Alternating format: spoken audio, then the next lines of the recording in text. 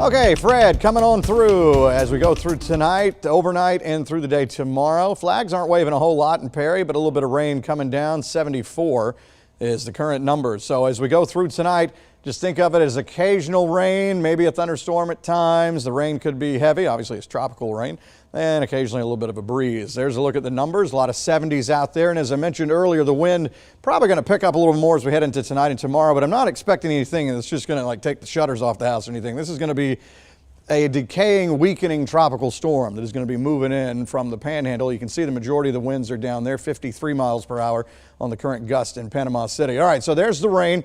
And again, as I mentioned, bands, so occasional, right? This is all pinwheeling around the top of the storm. So racing off at a pretty good clip toward the northwest, this last batch that just came through. So if you're in Forsyth, over toward Gray, anywhere from Milledgeville, actually leaving town there now, Eatonton to Monticello, that's the heaviest stuff. By far, northern part of Forsyth spreading up 75 is some pretty steady rain there. You get down behind it, there's not a whole lot going on, but there'll be a fill in here or there. If you don't have that, at least the light stuff like we were showing you on Perry, in the sky cam a moment ago. So that's light rain that continues all down toward the south. The big picture shows you where the center of the storm is, which again has been making landfall in the Panhandle of Florida area. So that's where the majority of the wind obviously is, and concentrated rain with flood warnings there. All right, so Tropical Storm Fred, winds 60 miles per hour, and the latest track, which won't be showing this much longer here. So as we go through overnight and midnight to 1 in the morning, and then tomorrow afternoon here, it's going to pass by right to our west here. So the farther west you are, the closer you're in toward the core of a weakening storm. I think by the time it actually gets up about pin high with our area, it shouldn't even be a tropical system anymore, just a decaying area of low pressure. So here's a look at future view from the perspective of the storm. Then I'll take you to show you how it looks here. Here's around midnight tonight. You can see the storm coming up.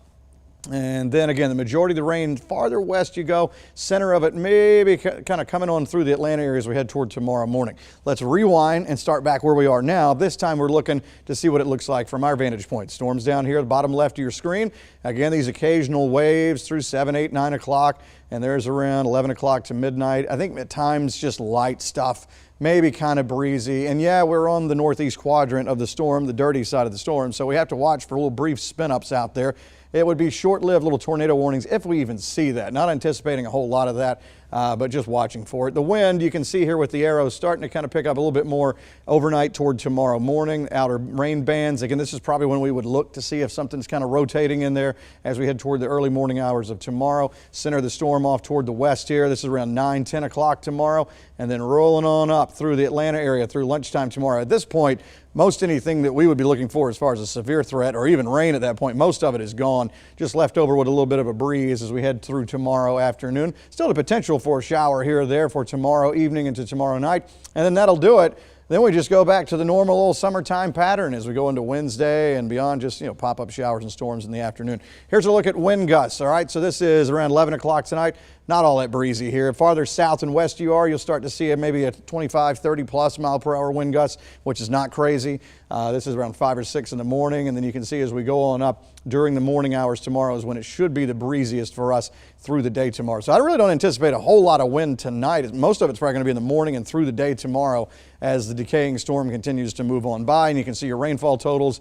It's an anomalous number right there, off toward the west here. So as high as 2 inches of rain. Here's a look at the 7-day. We'll get Fred on out of here tomorrow, and then we'll go back into the 90s with a heat index, the drill, over 100. And we'll keep that pattern going to finish the week on into the weekend. Oh, wow. We're doing another app push. Is that right? We have the app. Which app is this? Oh, no, the Near Me. Yes. Let me see. If you do have any pictures or videos of the storm damage, you can send them our way. Of course, make sure you take them safely. Share it with us using the Near Me feature in our 13 WMAZ app. Tap the Share With Us button and tell us about your picture or video. Hit Submit and you'll see the success message. If you see it, send it, but do it safely.